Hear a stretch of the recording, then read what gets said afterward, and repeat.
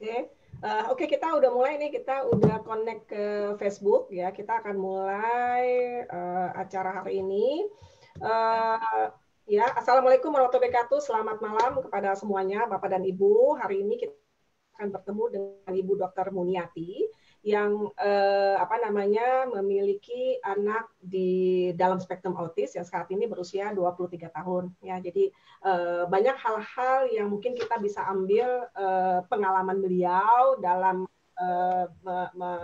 mengasuh atau membesarkan anak beliau yang hari ini bisa kita ambil manfaatnya gitu ya, sambil ngobrol. Nah, kita ngobrol-ngobrol santai aja, nggak usah serius-serius. Jadi nanti kalau mau ada pertanyaan, mau ada apa, silakan. Ini kalau yang di Zoom bisa langsung nanya. Ini lumayan nih, sekarang udah sekitar 35 orang yang online ya. Di Facebook mungkin ada yang lihat juga beberapa. Silakan aja langsung ditanya. Mungkin habis kita ngobrol-ngobrol, nanti ada sesi pertanyaan sendiri. Nanti juga ada video dari kegiatan dari putra Bu Muni, dan juga kebetulan Bu Muni adalah pemilik dari sekolah autis Bina Autis Mandiri di Palembang. Jadi sekolah yang mungkin nanti Bu Muni bisa cerita bagaimana. Tapi ya kita ngobrol-ngobrol dulu ya dalam supaya kita kenal dulu dengan Bu Muni. Jadi Bu Muni apa kabar? Assalamualaikum. Alhamdulillah. Waalaikumsalam. Sehat ya Bu Ruri ya? Alhamdulillah sehat-sehat semua ya. Jauh nih di Palembang.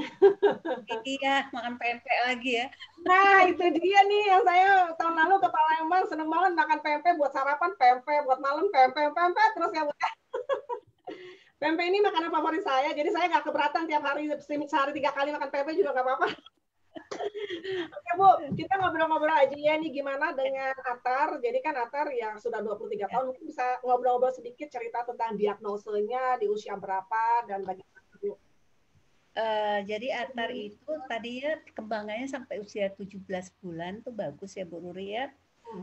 Kemudian panas tinggi gitu ya, panas tinggi tapi tidak kejang, terjadi kemunduran. Terjadi kemunduran. Kemudian saya waktu itu kan kalau tahun 1998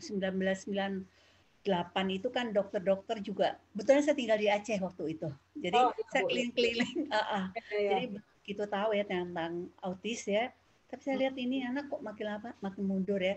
Waktu itu vokalnya ada keluar ya waktu awal ya, masih 17 bulan masih keluar, tiba-tiba kok dia asik aja sendiri. Mulai jadi suaranya Bu ya masih bisa, udah mulai bisa ngomong waktu itu ya? Dia bisa ngomong. Setelah demam tinggi itu terjadi kemunduran, mulai semuanya mundur, perilakunya juga mundur. Nah itu, kemudian saya bawa ke Jakarta ya, kebetulan ketemu sama dokter Meli Budiman, masih ini ya, ini dia diagnosa nih autis yang berat lah ya. Dengan berapa? Di usia berapa? 2 tahun itu ya, berarti belum 2 tahun. 3 tahun waktu itu ke Jakarta. Ya. Oke. Terus? Ya. Kemudian waktu itu kan kalau di daerah-daerah belum ada ya, jadi memang kita terapinya masih tersendat-sendat waktu itu di Jakarta ya. Jadi karena pulang ke Aceh, jadi memang tidak kontinu, makanya memang belum maksimum lah ya, sampai akhirnya setelah Atar umur 5 tahun, saya pikir kalau saya harus bolak-balik, mana waktu itu lagi perang guru, jadi memang aduh, kalau mau cerita flashbacknya, waduh, tapi nggak usah kayak sinetron gitu ya. Jadi saya kan harus, karena ada 2 kakaknya, kondisi tidak kondusif, saya harus milih gitu. Apa Atar anak-anak harus saya tinggalkan di Aceh atau bagaimana begitu ya. Akhirnya saya bilang, kayaknya kalau saya bolak-balik ke Jakarta terus agak sulit ya. Waktu itu transportasi juga sulit. Akhirnya saya pikir, mungkin ya untuk yang lama-lama, kalau sekarang bener loh ibu-ibu bersyukur banget ya dapat ilmu autis itu, wah terbuka banget. Kalau zaman dulu Bu, ngelihat anak terapi aja nggak boleh Bu. Ini juga googling belum banyak ya Bu ya, googling juga belum banyak kali Bu ya, maksudnya informasi nggak ada bro, nggak ada. Itu tahun 2000-an tuh nggak ada, sulit. Jadi benar-benar kita nggak tahu anak kita apa yang dikerjain di dalam gitu.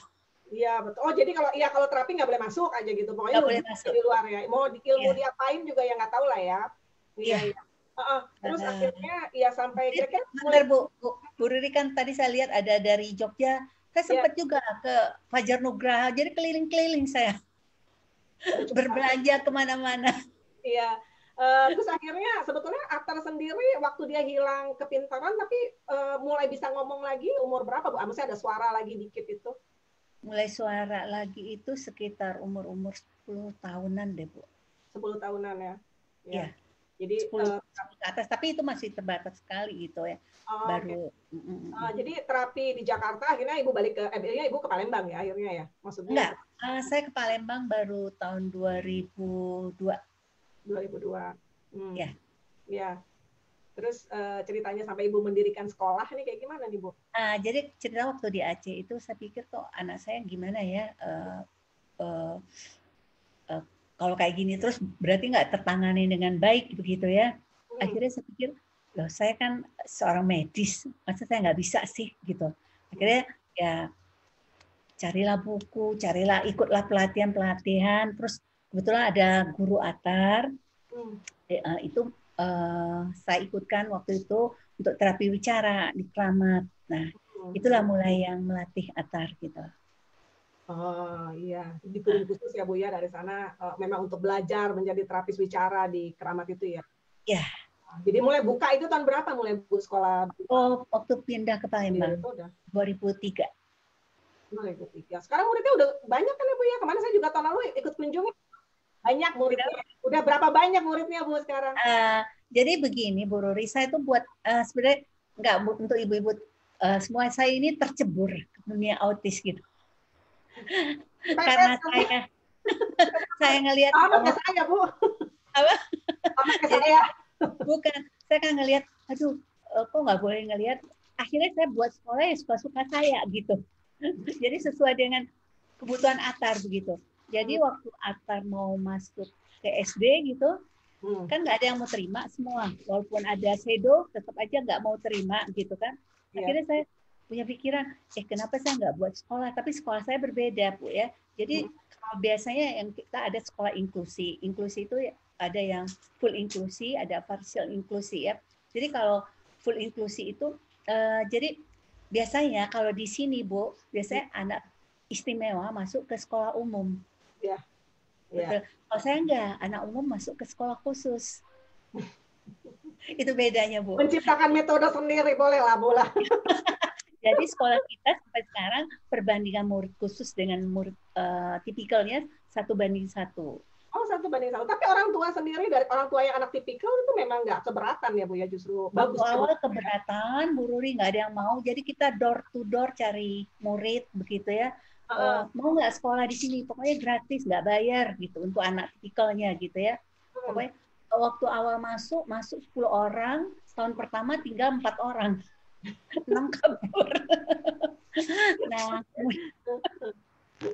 ya kita bayangin zaman dulu ya Bu ya, maksudnya edukasi juga belum terlalu banyak.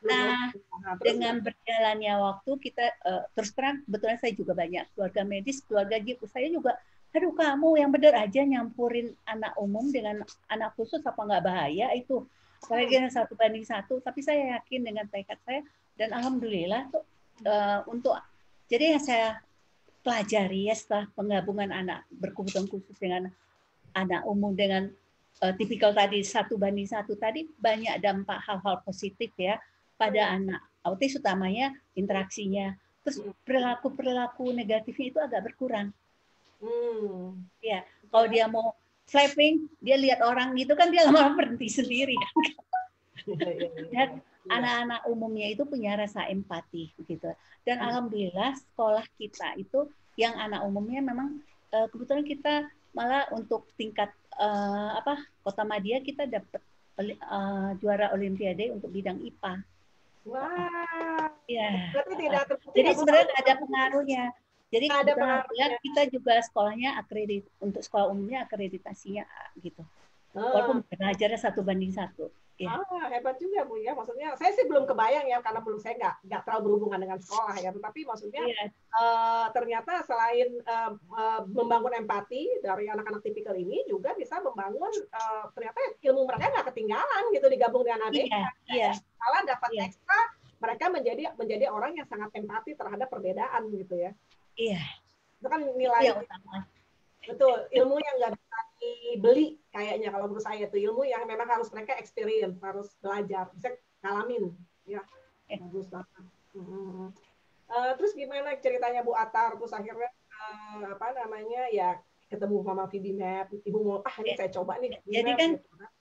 waktu itu saya kan ngikutin Bu Ruri gitu. Wah, ini kayaknya waktu itu Ibu apa sih kok ini apa sih wah ilmunya luar biasa gitu. Akhirnya saya ikut pelatihan ya di Jakarta ya Bu Ruri ya. Iya, ya. Tapi untuk saat itu memang saya belum kasih ke akar. Saya pikir udah kasep nih, udah umur 20-an. Jadi saya pikir ini paling cocok untuk anak-anak yang kecil gitu ya. Tapi akhirnya kita diskusi sama guru-guru, ya kita coba ke akar. Ternyata alhamdulillah progresnya luar biasa dalam waktu 6 bulan. Oh, nah luar biasanya ini apa nih Bu? Mungkin bisa diceritain. Nanti sih ada videonya ya sedikit ya. Tetapi kalau Ibu cerita langsung enak gitu. Luar biasanya majunya tuh gimana gitu, Abang Atar nih gitu. Ya Bu. Jadi ya mulai dari mainnya dari pertamanya nggak ya namanya juga dia kemampuannya terbatas ya otomatis kamu apa-apa cuma narik-narik aja kan. Tapi ya Atar karena dikondisikan dengan kita sekeluarga semua yang mendukung bahwa kita anggap Atar nggak ada masalah. Jadi kita untuk perintah sederhana itu dia paham gitu. Atar ambil ini karena dari kecil udah dibiasain ambil ini taruh ini tutup ini buka ini. Jadi cuman untuk di bidang tertentu untuk mainnya itu memang nggak bisa sama sekali. Nah alhamdulillah nanti kan bisa dilihat ya di VB Map-nya ya Bu Ruri ya. Ada ininya perubahannya.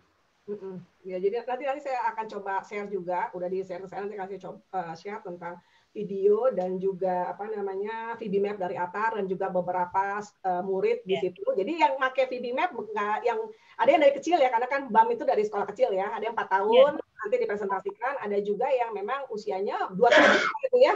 Lebih besar Atar ya. Ya.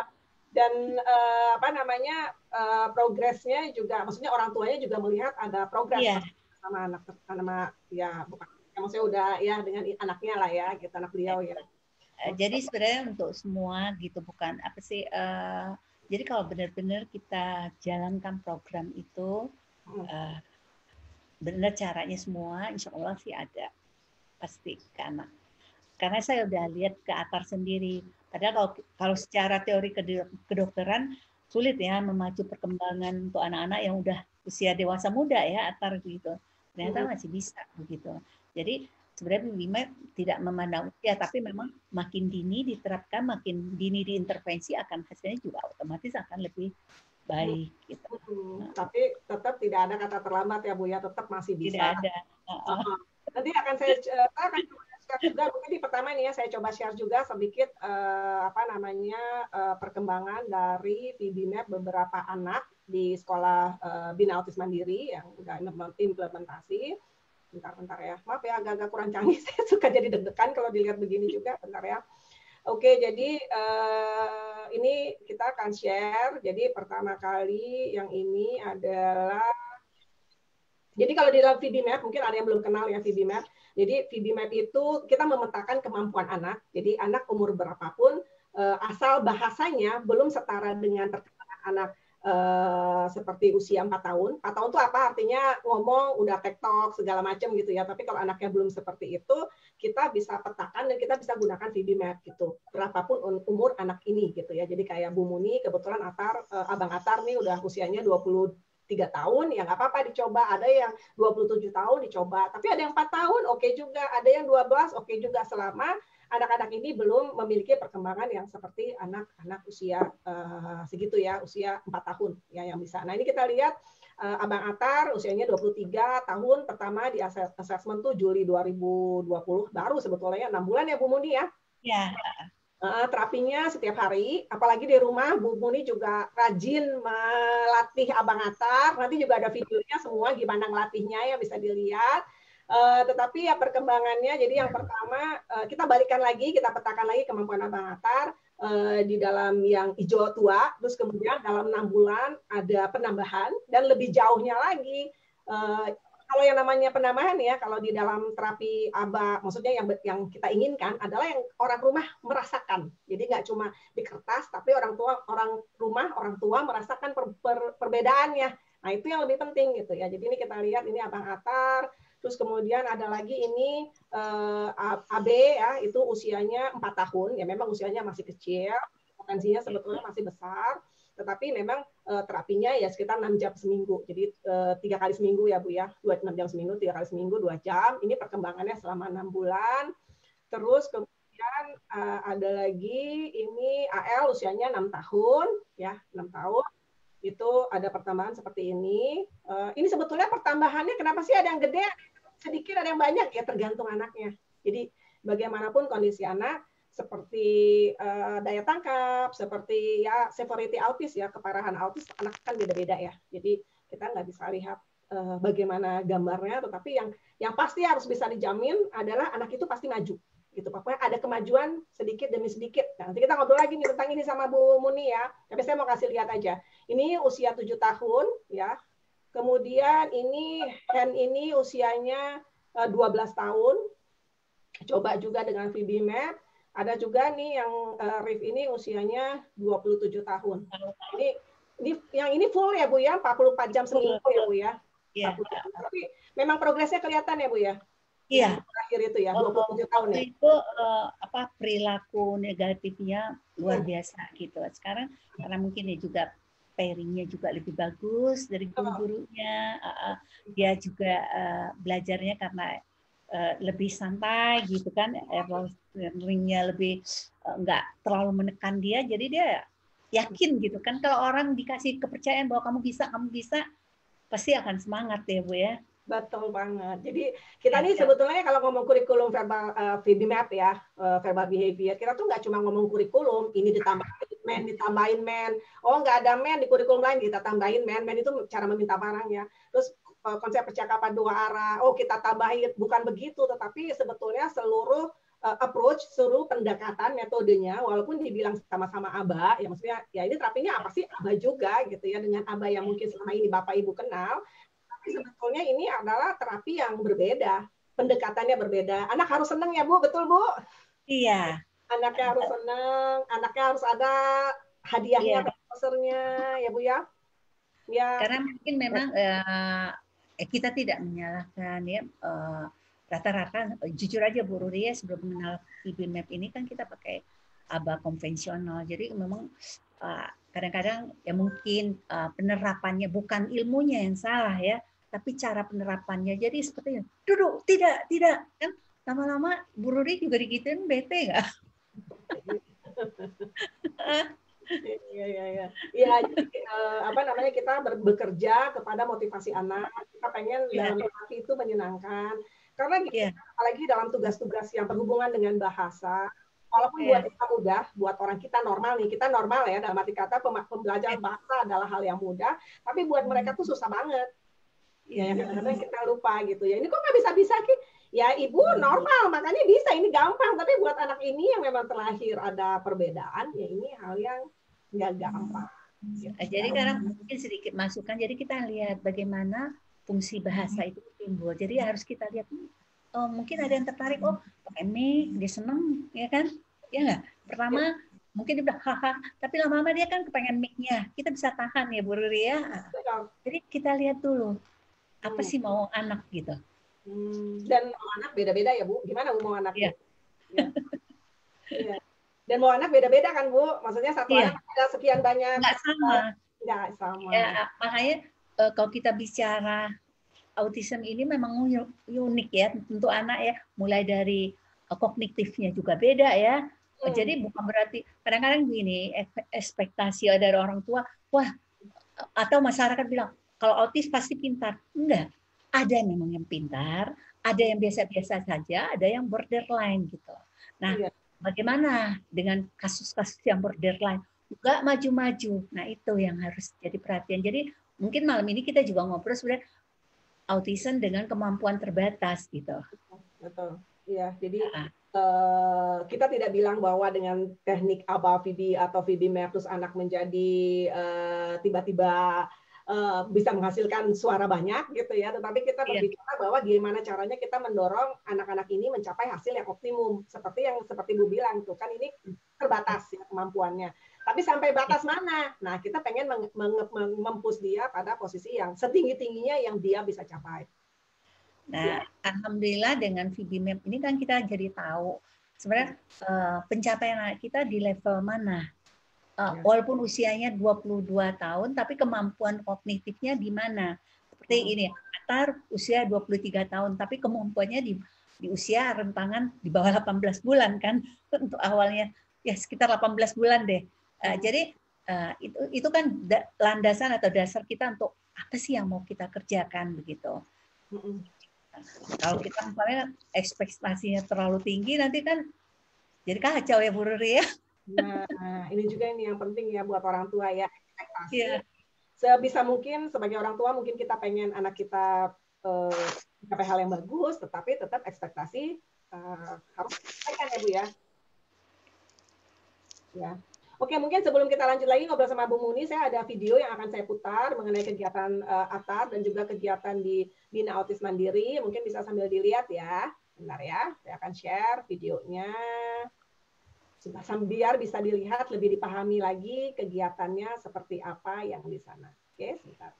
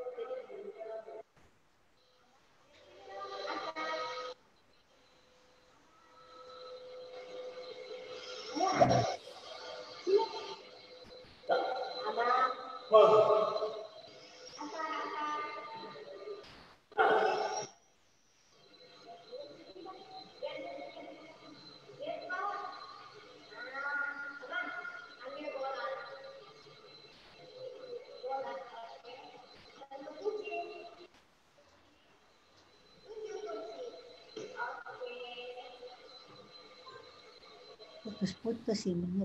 Hah? Videonya putus-putus. Anu itu. Jan ya.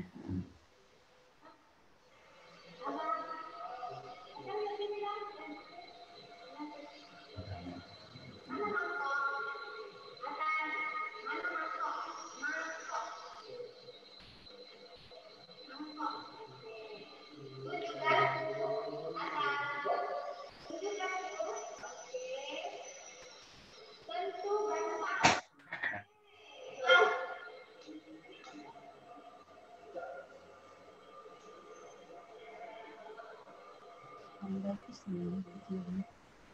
Kayak gini. Oh, loadingnya jadi tinggal nulis. Berarti diputarnya Atar ya? Iya. Dia lagi mutar mang itu mang. Nah, ini dia nggak cepat deh. Nanti dia baru balik ngomong lagi, baru dia biar aja. Kan udah mendownload ke situ. Hah? Kelihatan. Oh, kelihatan. Nggak bagus gambarnya.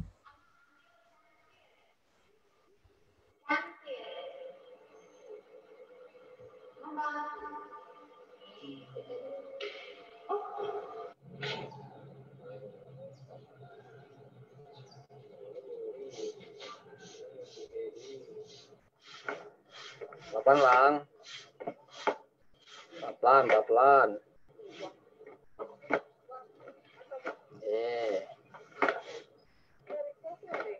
Oke. Siap.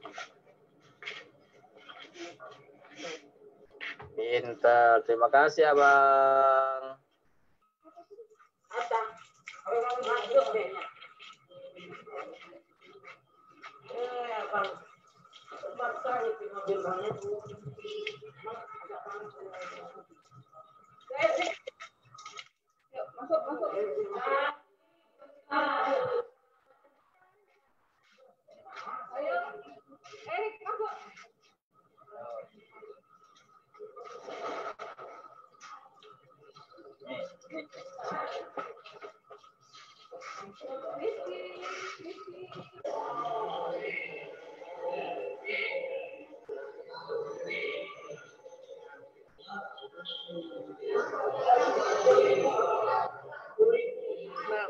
Terus, Bang.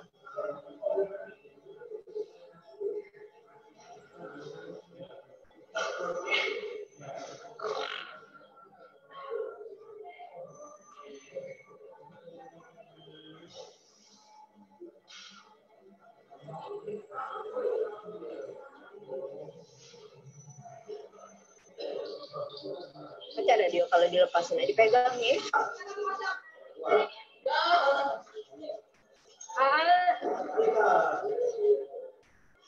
Tar pegang tar, parutan, atar. Nah, silakan.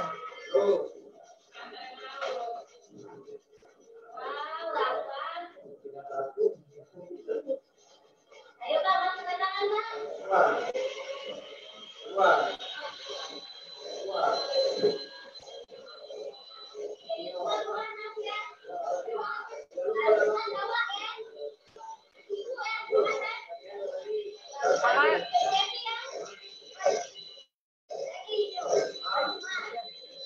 Gantian, sebentar. Hadis pegang Hadis. Sebentar nih. Kasih Hadis sebentar ya. Nanti Hadis ya pegang. Pegang. Aduh, Mbak.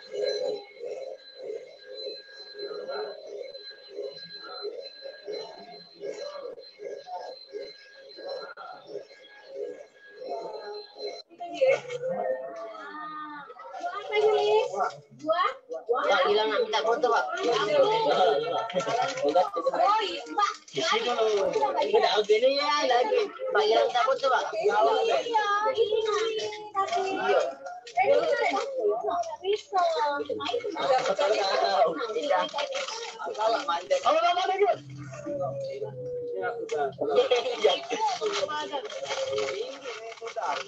Hilang Pak, hilang Pak. Tidak Pak. Awas balakone. Ini bisa lah. Kalau nanya lu. Apa jalan nih Pak?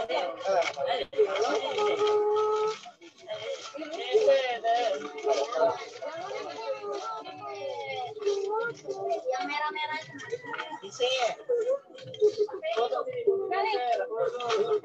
Awas. Jangan main-main.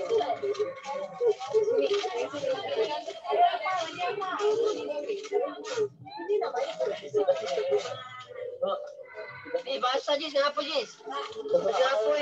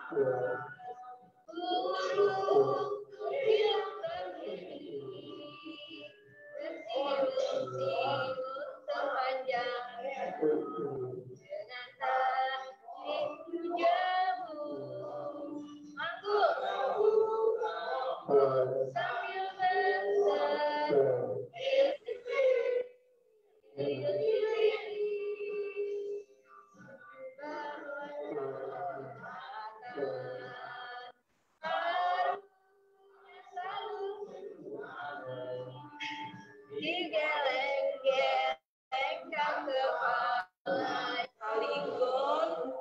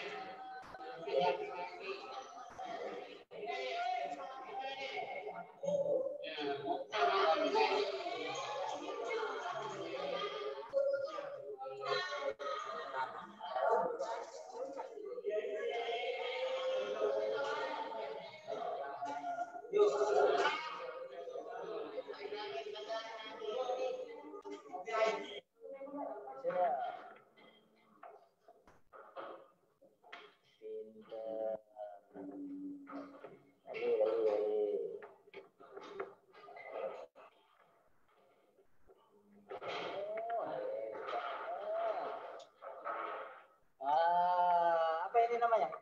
Apa ini? Motor. Motor. Tegak. Apa ini namanya? Ini lihat. Sapi. Lihat. Tegaknya. Atasnya. Oke.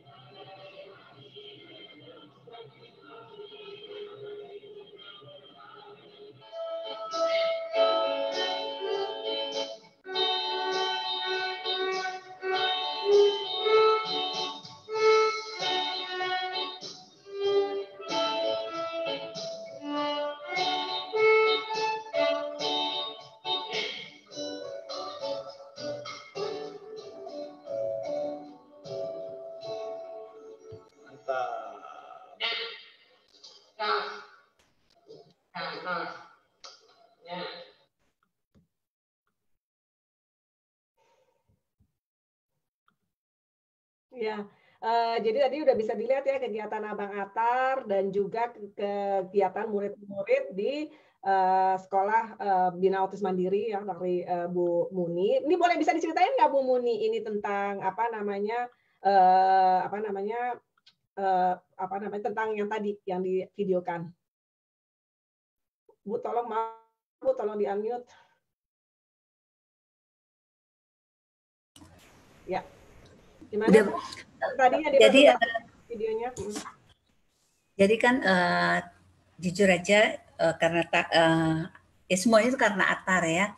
Karena saya melihat memang dari awal kemampuan terbatas. Jadi saya pikir harus saya gali apa potensi-potensi yang bisa kita kembangkan. Jadi biar dia tidak jadi beban. Yang pertama sekali bagi anak-anak, ya untuk orang tua yang istimewa begitu, pertama bina dirinya. Jadi jangan jadi beban.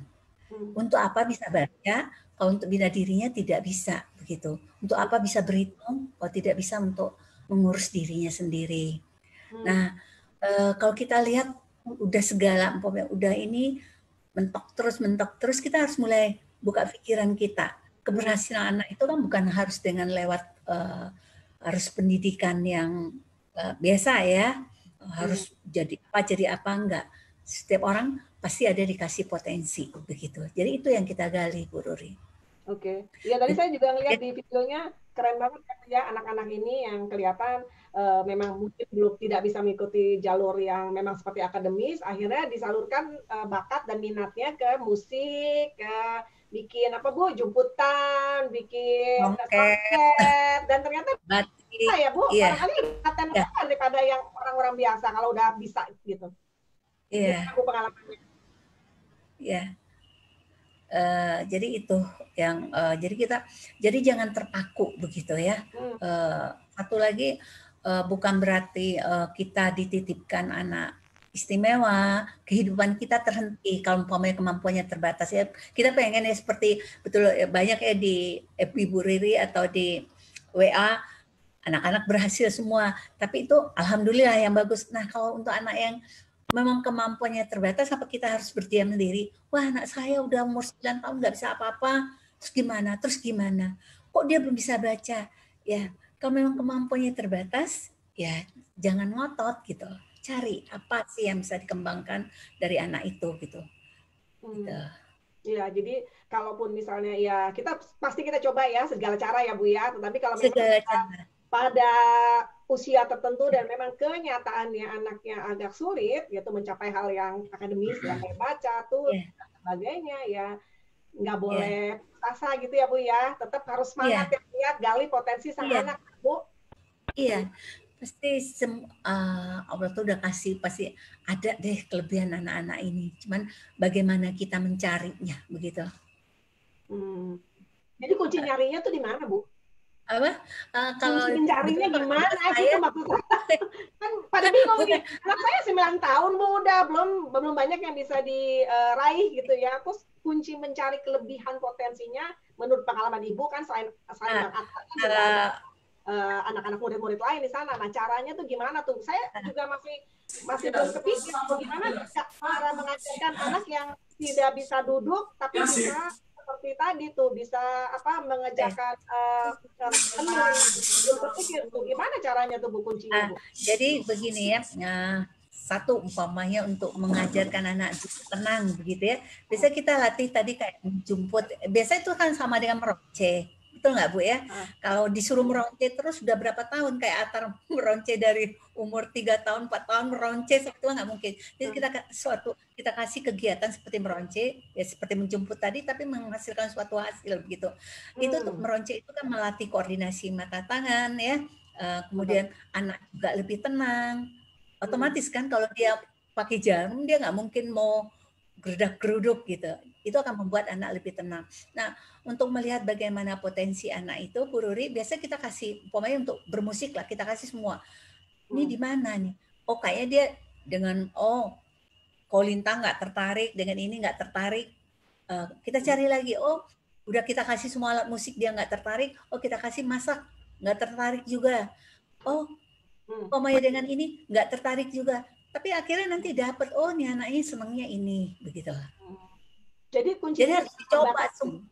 Jangan membatasi ini anak ABK berarti dia nggak bisa apa-apa, berarti dia nggak akan bisa fokus. Boro-boro tuh murid Bu Muni bisa duduk, anak saya mencelat sana kemari gitu. Itu proses ya Bu ya sampai bisa duduk kayak gitu ya. Berarti ceritanya. Jadi itu tadi kan namanya interaksi tadi. Jadi anak-anak yang tipikal mengajarkan anak-anak berkebutuhan khusus nih loh, kamu jangan lari-lari. Apalagi biasanya anak dengan bahasa anak lebih ngerti Bu Ruri ya. Anak lebih patuh dengan yang sebayanya ya dengan anak juga begitu ya. Kalau kita yang larang udah teriak dia belum tentu patuh, tapi kalau dia dengan temennya dia duduk dia pasti duduk gitu. Ayo kerjain jangan lari. Oh gitu ya, malah kuncinya ya temennya ya. Dan saya lihat begitu. Tapi gitu. Intinya yang anaknya kelihatan tidak bisa fokus, tidak bisa duduk, tapi begitu kalau dilatih secara perlahan, akhirnya mereka merangkai yang kayak bikin tas ya. Waktu itu saya bikin manik-manik, terus kemudian songket, semua malah bisa pada anteng ya Bu ya, bisa duduk fokus. Jadi melatih anak duduk tenang itu sambil bermain juga. Jadi jangan kalau duduk ya, kita kalau disuruh duduk terus kan juga nggak mau kan. Jadi sambil main dia duduk, otomatis dia sambil kayak umpamanya dia nyongket, dia batik, mau nggak mau dia kan harus fokus kan. Lama-lama dia terlatih untuk bisa duduk tenang gitu. Oke, ya. Oke, Bu. Jadi bukan dengan cara duduk langsung dipaksa, langsung dipegangin supaya dia nggak gerak-gerak ya, Bu ya. Dia akhirnya kalau melihat sesuatu dia suka, akhirnya dia otomatis duduk sendiri ya, Bu ya, tenang sendiri ya. Iya. Oke. Jadi jangan putus asa nih orang tua ya, masih banyak jalan menuju Roma. Apalagi zaman sekarang. Kalau zaman saya dulu kayaknya semua anak harus masuk A1 zaman dulu ya saya ya, atau mungkin masuk IPA gitu ya. Terus makin ke sini yang enggak juga ya. Malah yang jualan-jualan di IG lebih banyak duitnya. Itu yang di YouTube itu lebih penghasilannya gila-gila tuh, Bu. Ya kan? Jadi susah sudah nggak lagi sekolah itu penting tapi tidak selalu itu jalurnya, jadi ya bisa kita lebih terbuka lah ya pikirannya mungkin sebagai orang tua. Habis itu satu lagi mungkin masukan Bu Rudi, kadang-kadang kan orang tua terlena, anak saya bisa baca, hafal peta dunia, hafal ini, bermakna nggak itu untuk anak sendiri gitu. Itu yang utama. Nah, itu dia harus dipikirin juga nih orang tua ya, bahwa apakah ini keterampilan yang kita kejar ini berguna untuk anak ini di masa depannya, mungkin itu ya Bu ya, yang harus dipikir. Jadi peran orang tua sendiri bagaimana Bu dalam perkembangan anak, perkembangan bahasa atau mungkin perkembangan lainnya, peran orang tua itu seperti apa? Jadi sebenarnya tanggung jawab anak itu adalah tanggung jawab orang tua yang utama. Jadi saya lihat keberhasilan anak tergantung dari peran orang tua. Memang kita bisa kasih ke profesional, tapi tetap leadernya harus kita. Apa sih yang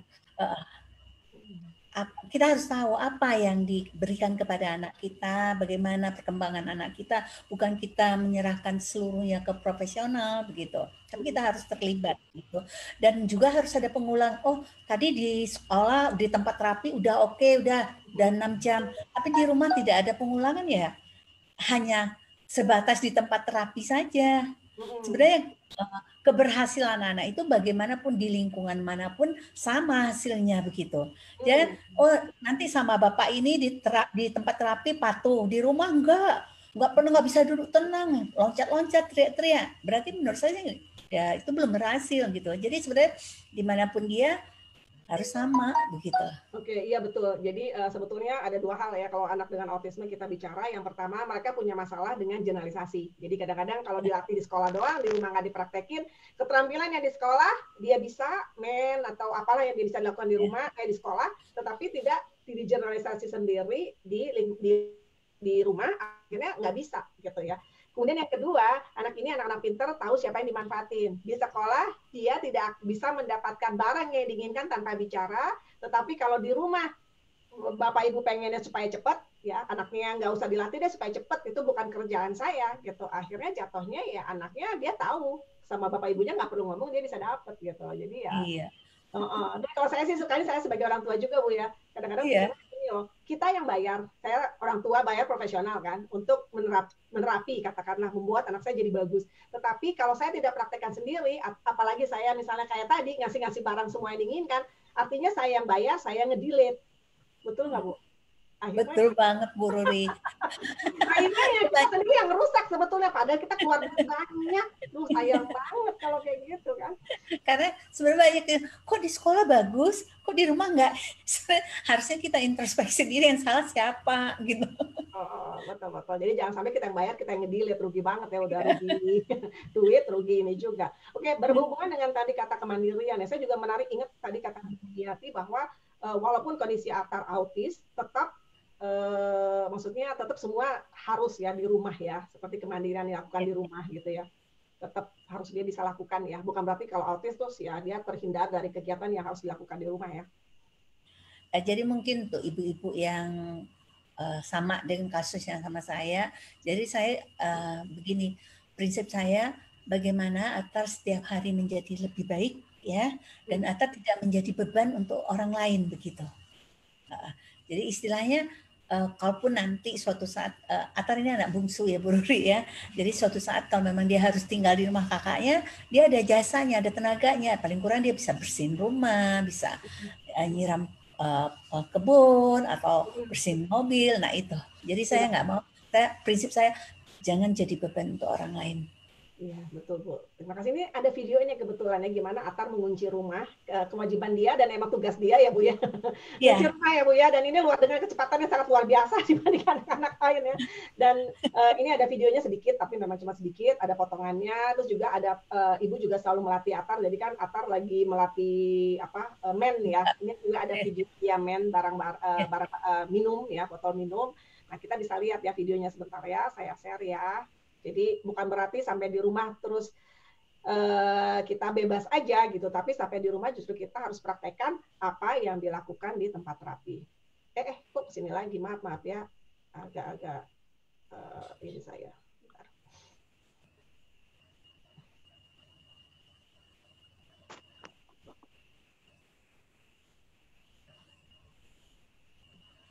Kok kesini lagi, sebentar ya. Terjadi kesalahan teknis sebentar.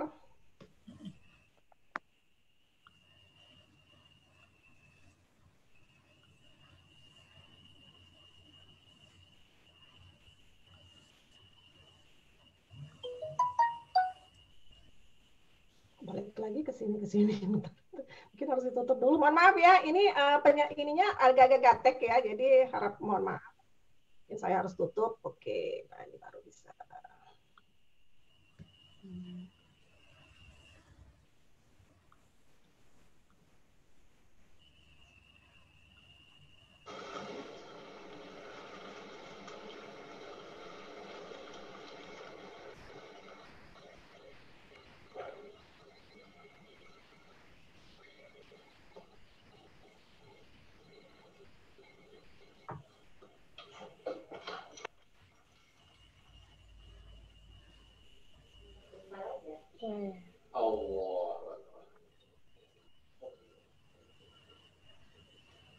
Kita harus beribadah. Bismillahirrahmanirrahim. Alhamdulillahirrahmanirrahim. Ar-Rahmanirrahim.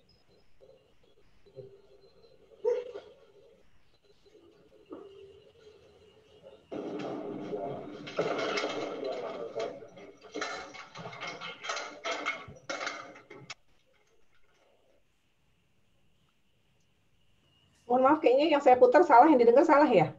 Nggak lihat ya tadi ya? Kelihatan nggak Bu? Salah ya kayaknya ya? Iya, nggak ada suaranya, mandek Bu Ruri.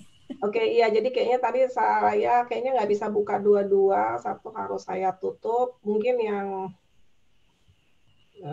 sebentar, mohon maaf ya. Terjadi kesalahan teknis. Kayaknya satu harus saya tutup karena nggak bisa dua-dua. Biasanya sih bisa, tapi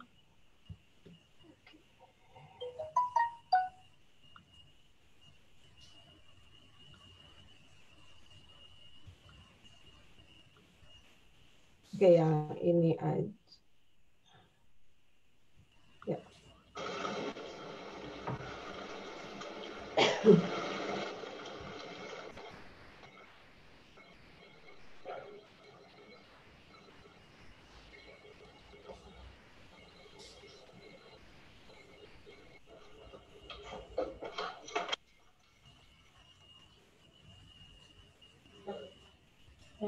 Allah.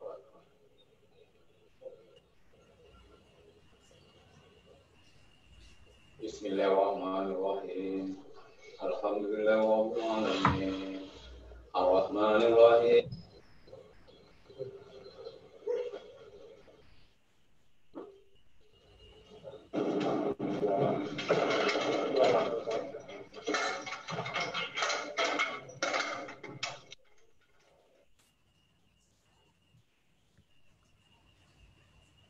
Iya, jadi bisa dilihat kegiatan Atar sehari-hari mah normal-normal aja Bu yang ngikutin semua, sholat ikut, ngunci pintu jago gitu ya, ceret gitu ya.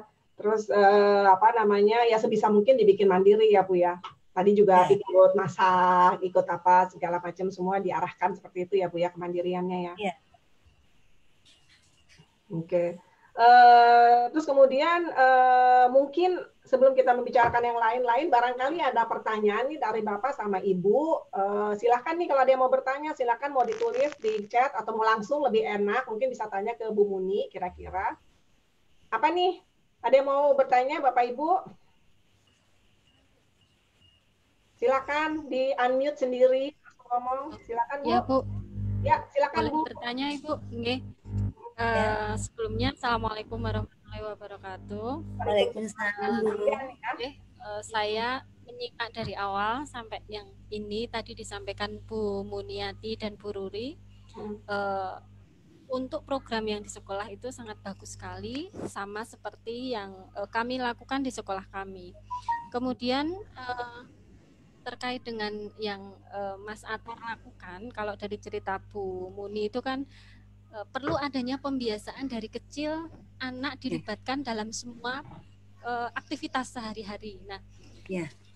Di tempat kami itu juga kami selalu mengedukasi dan membimbing orang tua khususnya yang anak-anaknya masih kecil gitu. Tetapi terkadang orang tua itu merasa anak saya masih kecil, anak saya belum mampu untuk ini, padahal sebenarnya kalau yang saya setuju sekali dengan apa yang disampaikan oleh Bu Muniati ini, bahwa ketika Atar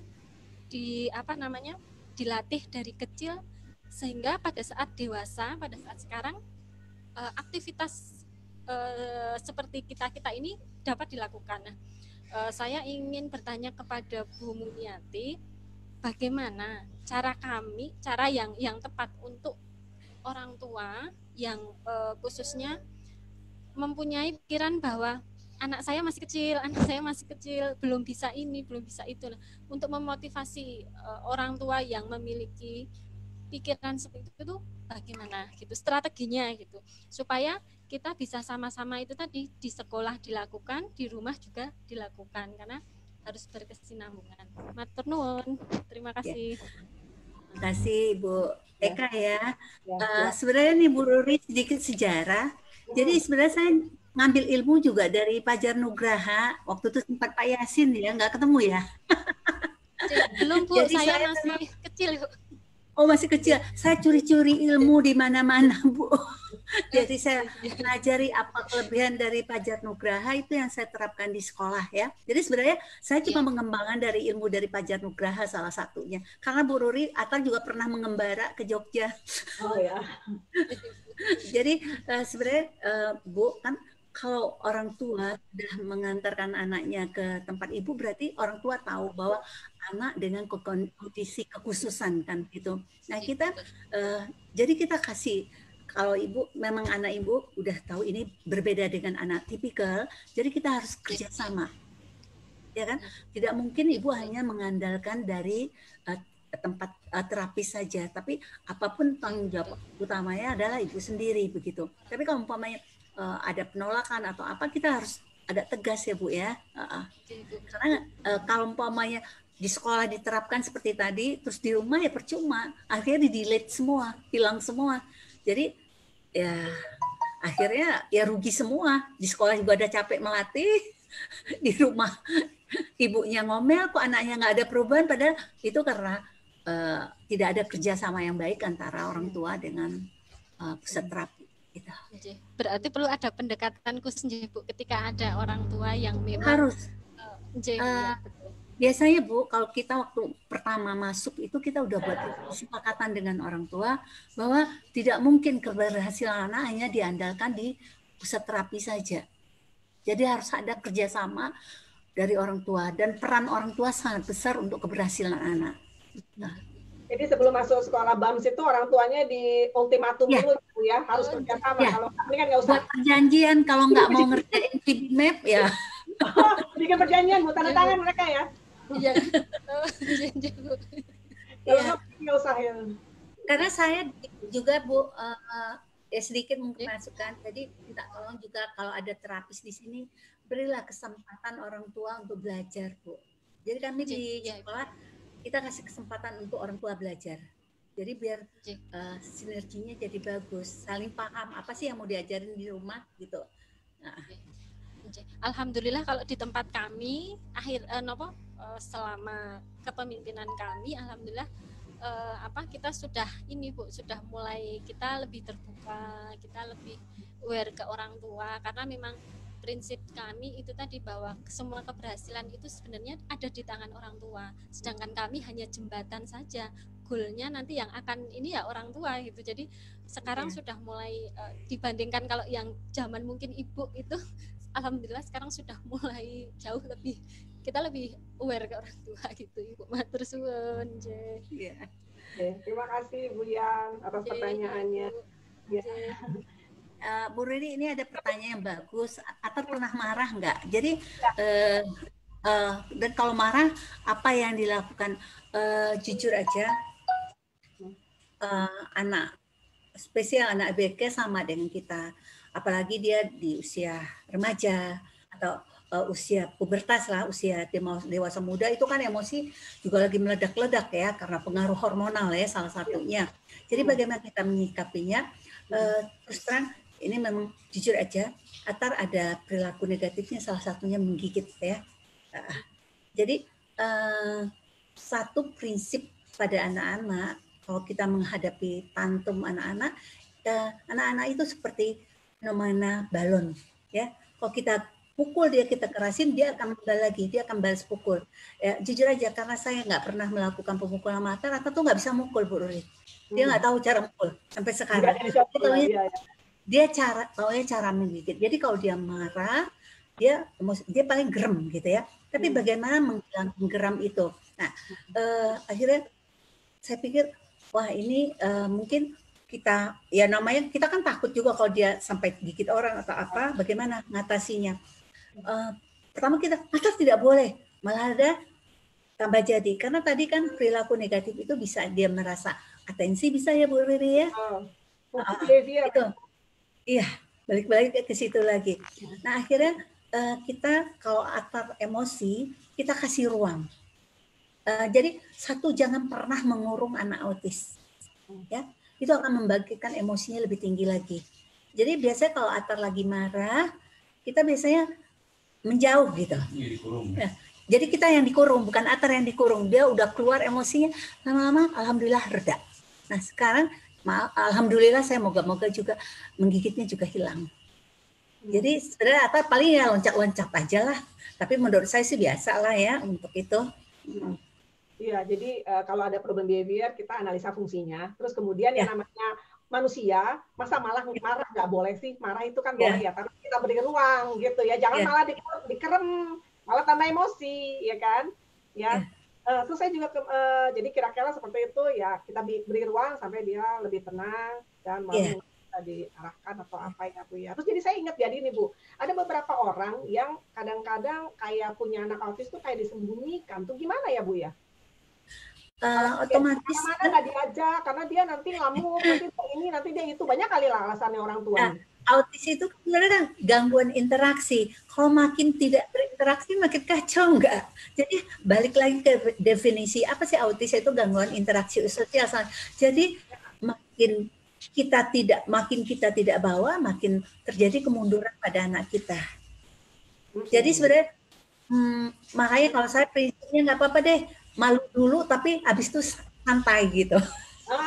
Jadi tahan malu dulu. Gimana Bu tuh? Contoh dijelasin Bu yang kayak gitu tuh prinsipnya. Lebih baik malu dulu dari sekarang daripada nanti katanya. Tuh gimana tuh? Jadi pertama ngajak ke restoran. Kan nggak sabar nunggu kan, nggak sabar ngantri kan. Punya orang di meja diambil.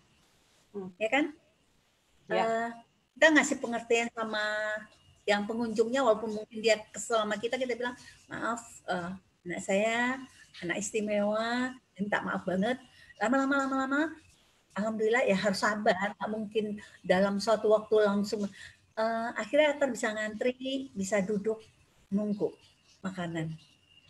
Sama dengan saya ngajak ke tempat pesta. Jadi Atar kemana-mana diajak. Jadi satu, saya sekeluarga untung alhamdulillah bapaknya, kakak-kakaknya mendukung bahwa kita menganggap Atar tidak istimewa.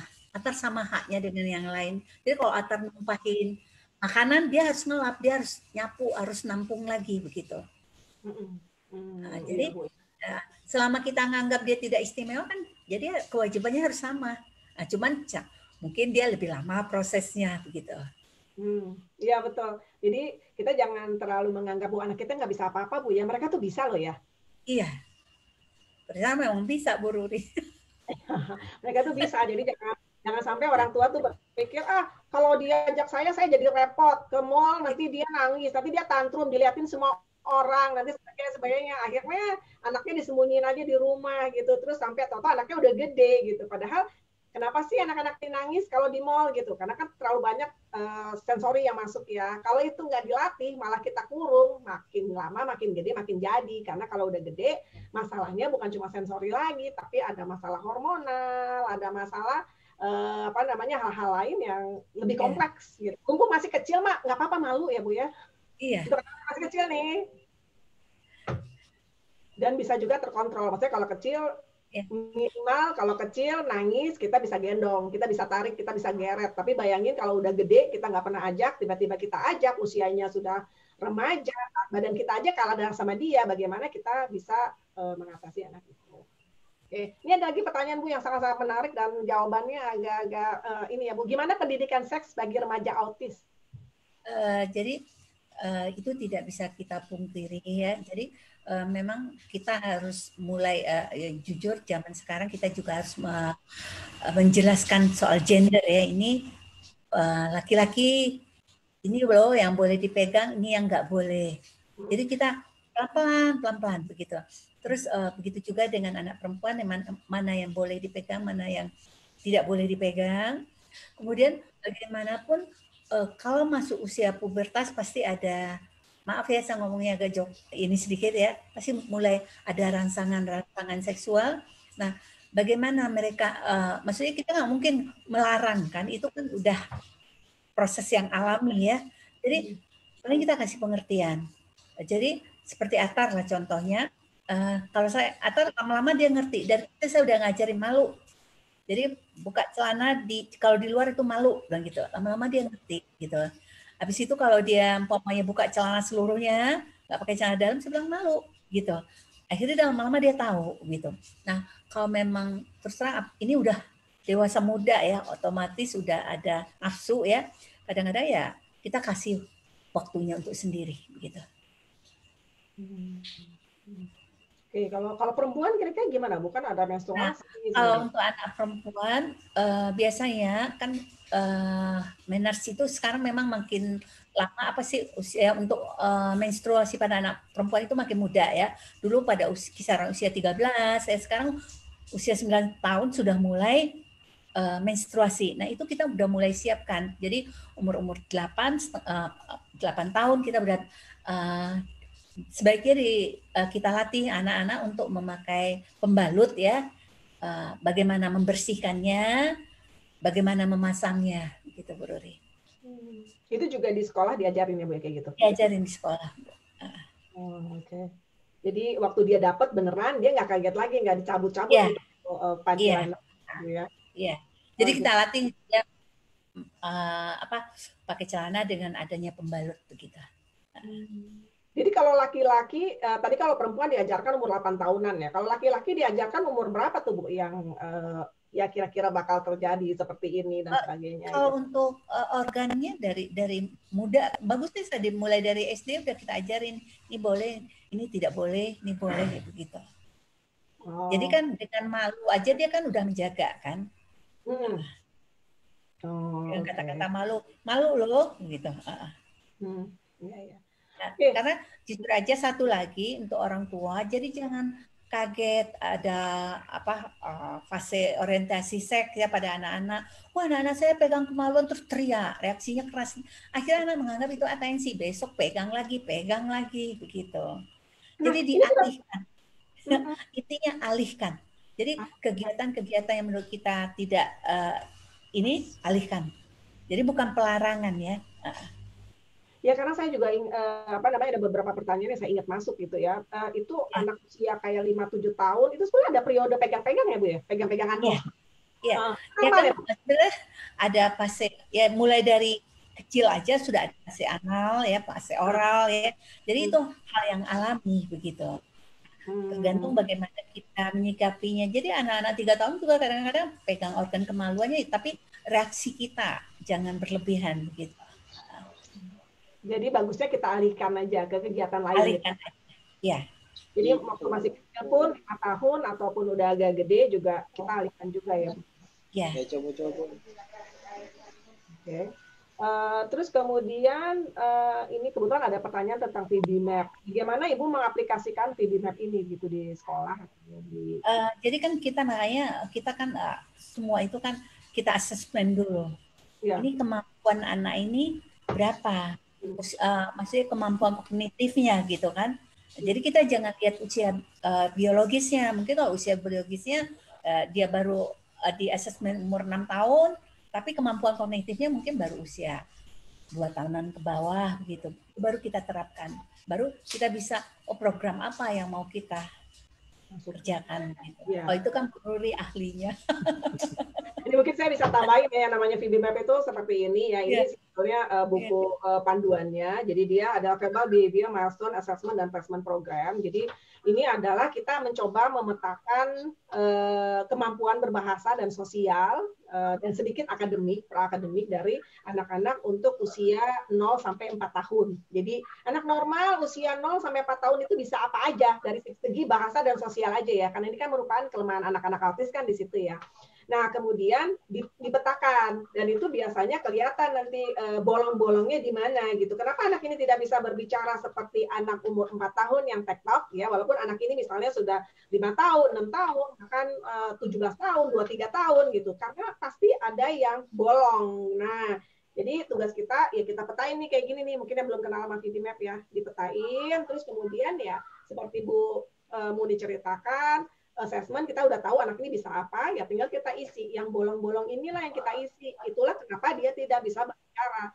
Untuk anak normal, ya sampai umur 4 tahun, ini penuh harusnya kalau anak normal. Tetapi kalau anaknya ABK, pasti ada yang bolong. Nah, di bolong yang mana itulah tugas kita untuk mengisi gitu. Kalau saya pribadi, saya kan juga orang tua ya. Kadang-kadang kalau misalnya saya dapat program dari terapis atau dari psikolog misalnya kan. Oh anaknya gini. Terus kemajuannya gimana hari ini? Oh dia bagus. Nanti bulan depan saya dibilang, oh iya bagus. Tapi saya pribadi tidak pernah memiliki bukti konkret. Ini majunya di mana gitu loh ya kan? Karena kan nanti selalu dibilang namanya ABK maju sesuai potensinya. Lah potensinya kan beda-beda. Saya sebagai orang tua merasa tidak nyaman. Maksudnya kayak nggak ada pegangan ya. Kalau anak normal ada pegangan. Umur sekian dia bisa baca, umur sekian dia bisa matematika tambah-tambahan dan sebagainya. Nah, ABK gimana gitu? Kita nggak punya apa-apa. Kalau saya pribadi sebagai orang tua, enak. Ya oke, anak saya ABK itu saya terima gitu ya. Tetapi setiap berapa bulannya asesmen berikutnya kayak tadi saya sudah tunjukkan ya di BAMS yang pakai itu ada kemajuan. Setelah 6 bulan ada berapa yang maju, ada berapa yang maju gitu. Jadi kayak kita tuh selalu ada guidance, ada map ya, ada peta. Ini mau dibawa kemana nih anak kita? Jadi kalau saya pribadi agak lega jadinya. Oke lah anak saya ABK, tapi tetap saya punya tujuan. Selain tentu dilatih kemandirian, kalau anaknya udah gede ya, kemandirian, vokasi, dia mau jadi apa nanti. Oke, kalau dia masih agak kecil, kita bisa masih bisa berpikir akademik mungkin, ya tergantung lah kasus per kasus. Oke, ada pertanyaan lagi? Enggak, jadi mungkin, memang Bu Riri dengan adanya VB-Map ini kita kan lebih cepat. Oh, ini anak kita kemampuannya udah sampai mana gitu. Itu yang kelebihan dari VB-Map ini. Betul. Dan pada prinsipnya VB-Map itu kita ingin menyeimbangkan kemampuan mereka kan. Maksudnya kalau satu tinggi, satu lemah, tuh lalit ya. Jadi kayak kayak Bang Atar kan imitasinya tinggi ya Bu ya, karena dia terbiasa mengikuti kegiatan sehari-hari, instruksi tinggi. Tetapi men nggak ada. Men itu ada kemampuan dia meminta barang kan, dia nggak punya. Dia kan komunikasinya nggak ada, sama interaksi sama orang lain nggak ada gitu loh. Nah, itu yang kita pengen naikkan supaya ya dia interaksinya ada, problem behavior turun. Sebetulnya kenapa sih problem behavior timbul? Karena anak nggak bisa minta apa yang dia mau gitu. Kalau itu udah bisa dapet, ya dia nggak perlu dengan marah, tidak perlu nggak problem behavior, tinggal dia berbicara gitu. Jadi itu kita pengen seimbang semua supaya komunikasi anak bagus gitu kan. Dan rata-rata sih sama seperti murid Bu Muni ya Bu ya, hari-hari orang tuanya pun merasakan ya, walaupun cuma nambahnya berapa kotak, orang tuanya juga ngerasakan kan bedanya kan? Karena kan ada terlihat. Saya balik itu aduh. Waalaikumsalam. Aja ini sutradara. Ya, gimana Bu? Lanjutkan. Halo. Ya Bu, lanjutkan Bu. Oh, sekarang ada pertanyaan, ada anak usia dari Ibu Asna ya. Mau tanya, anak saya cowok 8 tahun akhir-akhir ini waktu malam mau tidur mesti pegang titiknya. Bagaimana cara mengalihkannya? Jadi mungkin bisa kita tos yuk, kita tepuk tangan. Kalau saya kadang-kadang ada permainan tos cus kaca. Ya kita buatlah kegiatan-kegiatan yang dia tidak merasa kita melarang memegang, tapi kita ngajak alihkan dengan permainan atau apa begitu ya Bu ya. Jadi jangan Ibu bilang jangan pegang titiknya, besok akan pegang lagi. Lebih baik yuk kita main yuk, tos-tosan yuk atau main apa. Jadi kita alihkan gerakan-gerakan tangannya itu gitu. Makin kalau Bu Riri sendiri gimana? Iya, makin dilarang makin dikerjain ya Bu ya. Iya. Jadi bisa juga, ayo pegang kepala, pegang ini kan akhirnya dia lupa kan dengan kegiatan tadi kan. Oke. Iya Bu. Atau suruh menjepit, kan kita latih motoriknya juga tanpa dia sadar. Yuk kita jepitin yuk ini apa umpamanya jepitan baju gitu. Ya jepit yuk. Akhirnya kan dia lupa kan. Jadi alihkan aja Bu. Ya. Oke. Ya.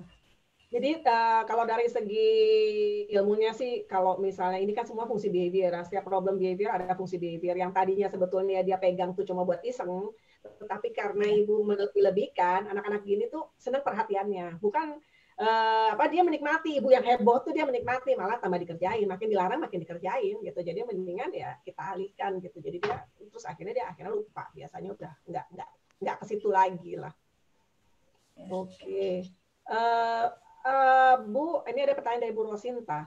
Apakah anak autis itu memang ada yang verbal atau tidak akan bisa berbicara? Maksudnya ada yang verbal, ada yang non-verbal? Iya. Jadi memang autis dua ya Bu Riri, bisa non-verbal. Bisa verbal, bisa non-verbal. Bisa dia non-verbal tapi dia punya pemahaman. Bisa verbal tapi dia bisa tidak punya pemahaman. Kan betul ya Bu Riri ya? Iya. Jadi sebetulnya namanya autis itu memang ada yang nonverbal, itu terbukti ya sekitar 70%. Tapi kan kita kalau nggak coba ya, apalagi dengan pemahaman teknik-teknik yang terbaru gitu ya Bu ya.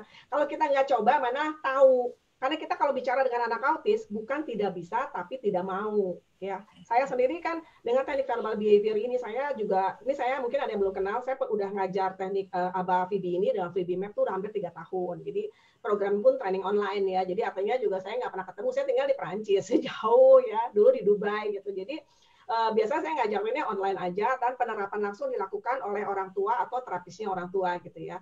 Dan banyak orang yang menggunakan teknik ini itu ya bisa verbal gitu. Jadi dan saya pribadi pernah klien yang saya tangani, jadi secara jarak jauh saya juga memiliki klien itu ada anak yang dalam waktu 1 minggu bisa bicara. Nah sekarang 7 tahun, 1 7 tahun, 1 3 tahun setengah, hampir 4. Nah sekarang teknik apa yang bilang gitu bahwa anak ini memang nggak bisa bicara gitu. Ini kan masalah tekniknya, masalah gimana kita memotivasi dia untuk mengeluarkan suaranya. Kalau kita nggak ngerti cara dia berinteraksi, mengajak dia berinteraksi, akhirnya dia ya sudah puas dengan dirinya sendiri gitu. Nah disinilah kita mencoba bagaimana caranya dia menikmati interaksi sosial ini gitu. Akhirnya pelan-pelan ya kita latih supaya dia bisa berbicara gitu. Ada tekniknya Bu sebetulnya. Dan kalau saya pribadi kalau nggak dicoba nggak bisa tahu gitu lah ya. Maksudnya seperti Abang Atar aja yang usianya udah 23 tahun dan saya udah beberapa klien yang dulu memang banyak-banyak kecil-kecil sih rata-rata ini beberapa training online saya terakhir banyak yang udah agak gede-gede ya, usianya belasan tahun gitu. Jadi Dan beberapa juga para orang tuanya, beliau juga mengatakan ada perubahan dari anaknya. Walaupun anak ini udah verbal, tadinya ngomongnya nggak terlalu tektok, dicoba dengan teknik ini menjadi lebih baik gitu ya. Tapi ya kira-kira gitulah. Kalau nggak dicoba, kenapa kita nggak tahu gitu? Karena masalah berbicara pada anak autisme, saya rasa sih lebih kepada karena mereka bukan tidak bisa, tapi tidak mau. Gimana cara maunya itu? Itulah yang harus dibuka-buka tadi kata Bu Muni nih. Anaknya sukanya apa? Sukanya mic, ya kasih mic. Anaknya sukanya apa? Kita pancing dari situ gitu supaya interaksi sosial ini sama anak ini dinikmati, bukannya dijauhin. Kan anak-anak ini memang terlahir dengan tidak memiliki keinginan interaksi sosial. Gitu. Ada tekniknya sih, Bu. Makasih jempolnya, Bu Yan. Terus silakan kalau mau lebih jauh di website saya ada join FB Group. Mungkin kalau yang belum join itu banyak tekniknya. Terus kemudian di buku saya juga ada di Gramedia. Silakan pelajari sendiri, nggak apa-apa. Di website sebetulnya kalau untuk yang program dasar sih semua juga udah ada di situ, cukup lengkap sih. Oke. Bagaimana mendapatkan VB-Map? Sayangnya belum ada edisi bahasa Indonesia ya. Jadi, tapi saya ada training yang mencoba mengajarkan VB-Map, tetapi saya tidak boleh mentranslate-nya dalam bahasa Indonesia karena kan itu nggak benar. Tetapi saya mencoba menerangkan gitu ya masing-masing pasalnya. Oke. Malam Bu, Bu Miftani Bu pertanyaannya. Malam Bu mau bertanya, dengan menggunakan VB-Map bagaimana cara kita mengalihkan streaming pada anak agar kembali fokus? Apa yang kita lakukan jika setelah kita mengalihkan streaming anak tantrum? Ini pertanyaan yang agak lebih teknis ya. Mungkin saya jawab ya Bu Muni ya. Jadi kalau streaming ya, ini streaming itu adalah banyak sifatnya. Maksudnya banyak. Kenapa anak streaming itu banyak? Kalau untuk anak autisme ya, itu salah satu ciri anak autis adalah streaming. Nah, kita harus tahu dulu kenapa dia streaming gitu. Streaming yang tidak dosa, kalau Prof. Arduna bilang ada streaming ada dosa dan nggak dosa ya. Kalau yang nggak mengganggu kehidupan dia sehari-hari, tidak mengganggu dia belajar, kita nggak perlu pikirin. Wah ya ngapain gitu kita pikirin untuk hal-hal yang nggak penting gitu. Tapi kalau itu mengganggu dia untuk belajar, terus dia menjadi tantrum dan sebagainya, itulah yang harus kita lakukan. Nah ini kan anaknya ibu mengalihkan streaming terus anaknya tantrum. Nah ini kan makanya streaming dalam fungsi ini apa? Tapi kalau dalam terapi anak kebanyakan streaming itu pasti ada yang salah. Salahnya di mana? Yang salah terapinya, tugasnya atau reinforcernya. Jadi kalau dalam teknik ABA kita ada namanya reinforcer. Jadi kita mempelajari gitu apa yang memancing anak. Jadi yang intinya adalah dalam menangani streaming ya kita harus ajarkan perilaku yang benarnya seperti apa gitu. Nggak akan kita bilang streaming nggak boleh. Terus dia mau ngapain dong? Gitu ya, banyak gitu sebabnya gitu. Kalau misalnya dia karena excited terus dia nggak boleh streaming, terus kalau dia merasa terlalu senang harus dialihkan dengan yang mana gitu. Ya karena nggak bisa dialihin kan dia ada keinginan streaming ini ada, mau gimana gitu, akhirnya marah. Panjang sih Bu cerita streaming sih ya Bu ya, jadi saya rasa hari ini nggak terlalu tepat diomongin. Ibu kalau mau japri saya boleh, saya akan coba bantu. Nah ini pertanyaan dari Bu Yosi. Buat Bu ini, apakah anak SD mulai dewasa pun punya ketertarikan dengan lawan jenis? Bagaimana ngadepinnya Bu? Jujur aja pasti itu kan hal yang alami ya. Sebenarnya untuk anak autis sih nggak berbeda dengan anak tipikal ya. Jadi kalau yang saya lihat pengalaman dari sekolah, mereka kalau lihat yang guru yang cantik, yang untuk yang laki-laki atau guru yang ganteng, mereka seneng banget gitu. Tahu aja, dia tetap tahu ya Bu mana yang cakep mana yang ganteng ya. Iya. Jadi itu hal yang alami menurut saya sih ya. Jadi termasuk Atar juga ada suka satu guru begitu kan. Jadi Atar sukanya putih-putih gitu ya, bening-bening Bu Ruri. Sama aja kalau semua orang ya, sedangnya bening dan putih ya Bu. Terus gimana ngatasinnya Bu? Ngatasinnya supaya tidak melakukan hal-hal yang kurang pantas lah misalnya. Ya karena tadi suasana tadi mendukung bahwa kita itu hal yang alami, jadi sebenarnya enggak menjadi suatu masalah begitu. Jadi intinya anggaplah sesuatu itu menjadi seperti hal yang biasa begitu. Tapi kalau kita membuat nggak boleh deket-deket ini atau nggak boleh pegang-pegang ini. Jadi umpamanya guru atau siapapun kalau umpamanya anak kita ada ketertarikan, umpamanya ada juga yang pegang-pegang begitu, ya kita alihkan lagi, tetap intinya mengalihkan perilaku negatif itu. Jangan panik, jangan dimarahin ya Bu, malah jadi ya. Karena ada kadang-kadang ada apa ya cium temennya atau cium gurunya, ya kita ngelarangnya kita alihkan gitu. Oke. Oke, jadi itu hal yang normal, nggak usah terlalu panik. Ya kita alihkan Iya. aja supaya dia inilah tujuannya tuh jadi kepikiran yang lain gitu ya Bu ya. Pertanyaan dari Bu Mel. Juga kan kalau aktivitas anak banyak, akhirnya perilaku-perilaku negatif itu juga akan hilang kan. Jadi memang jangan dibiarkan anak autis tanpa berkegiatan begitu, Bu Rore. Iya, betul. Jadi memang harus dipenuhkan. Jadi kalau dalam teknik ABA dibilang 40 jam sehari itu bukan berarti belajar semua dalam 8 jam sehari, 40 jam seminggu, sorry. 8 jam itu bukan belajar doang, tetapi belajar hal-hal lain ya, kemandirian, terus bersosialisasi, semua gitu diajarin, termasuk ya tadi tuh untuk vokasinya ya, untuk kayak misalnya membatik, menjumput, dan bikin tenun, dan sebagainya. Oke, dari Bu Melisa mau bertanya bagaimana pembelajaran anak bina autis mandiri di masa pandemi?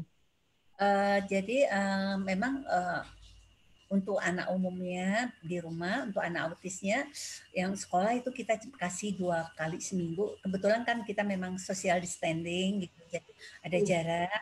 Memang kita cek segala ya, protokol kesehatan kita kerjakan gitu.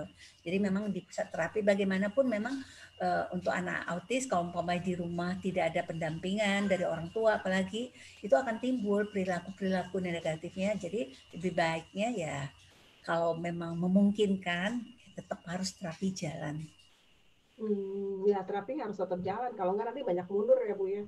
Kalau nggak bisa tempat terapi, mau nggak mau orang tua yang menyediakannya di rumah ya. Kalau nggak sayang, ini kan kita udah nggak tahu kapan selesai pula ya kan? Iya.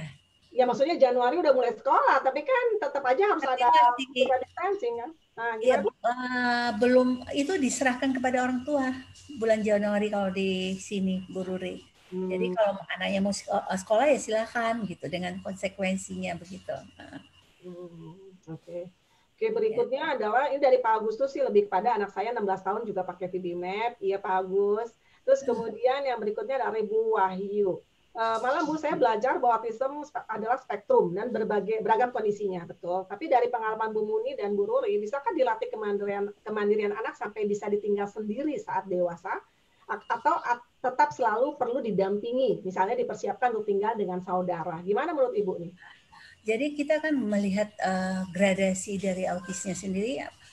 Kalau terus terang, kalau untuk Atar itu sulit untuk mandiri sendiri ya, karena memang kemampuannya terbatas, jadi memang harus ada pendampingan dari saudaranya. Tapi bukan berarti semua seperti Atar. Jadi sama, anak autis sama dengan anak-anak tipikal, ada memang kemampuannya baik sekali, ada yang biasa, ada yang kurang. Tapi kalau untuk yang memang kemampuannya terbatas, memang mau nggak mau memang harus ada pendampingan. Jadi sulit untuk mandiri sendiri gitu ya, maksud tinggal sendiri ya. Betul. Jadi memang dari segi diagnosanya di DSM kelima yang terbaru itu ada level 1, level 2, level 3, 1 di mana minim sekali pendampingan sampai yang benar-benar berat yang memang perlu pendampingan. Dan terus terang bagaimanapun saya yang sudah banyak, maksudnya saya mencoba banyak mengaplikasikan VB-Map ini, kita membantu banyak anak gitu ya dalam bisa berbicara, bisa berinteraksi, bisa berkomunikasi, tetapi pada akhirnya adalah kembali kepada kondisi anak gitu ya. Maksudnya anak seperti Bu Buni tadi ceritakan, ada yang tingkat severity autisnya macam-macam ya, ada yang cukup parah, ada yang sedang, ada yang ringan. Daya tangkap anak sama seperti anak normal. Ada yang pintar, ada yang kurang pintar, gitu ya. Maksudnya kurang bisa menangkap, butuh waktu lama, ada yang butuh waktu cepat.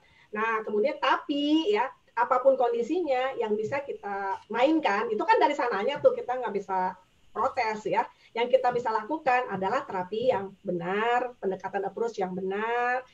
Paling benar adalah kita mendapatkan terapi ini dari usia yang sangat dini. Jadi kalau kita lihat, kalau saya ini kayak gini nih. Nah, kalau kayak gini kan ya bisa dilihat ya usianya makin kecil, perbedaan dengan temannya tuh sedikit banget. Nah, kalau anaknya udah gede ya kan kita mengejarnya kan semakin jauh. Jadi kalau kita bisa mengajarkan keterampilan level 1 VB-Map sekecil mungkin anak itu, sekecil ya, imitasi udah bisa, instruksi udah bisa, dari dia usia sangat-sangat dini, katakanlah 2 tahun, semoga dia bisa imitasi itu yang bisa spontan-spontan itu dia lakukan dari kecil. Sementara anak belajar dari imitasi. Kalau ibu bisa mengajarkan kemampuan imitasi ini dari kecil dan tergeneralisasi di rumah iya, di sekolah iya, di mana-mana iya gitu. Kerjaan ibu menjadi ringan nih, kerjaan terapis untuk dia bertambahnya usia pasti semakin ringan karena dia bisa belajar sendiri dari lingkungan. Gitu lah ya. Jadi kenapa anak nih kebetulan yang di sini ya yang itu mah masih panjang nih Bu Muni cerita anaknya 23 tahun, anak saya masih 2 tahun nih, masih santai-santai. Jangan. Ingat yang ini nih, ya. Ini kalau makin gede anaknya dikejar harus makin banyak tuh, makin repot tuh. Belum lagi kalau udah usianya udah agak gede, ada problem behavior, udah mulai masuk puberti. Aduh, tambah repot ya Bu ya. Jadi kan prinsipnya kan makin dini diintervensi itu perkembangan sel otaknya makin besar untuk. Betul. Dari segi kedokteran juga seperti itu ya Bu ya. Semakin dini otak masih banyak berkembang. Oke Bu, sebagai kata penutup mungkin ada yang ingin Ibu sampaikan sekarang gitu. Terima kasih. Kemudian sekarang ada yang mau sampaikan Bu pesan-pesan kepada jadi untuk orang tua jangan pernah patah semangat ya.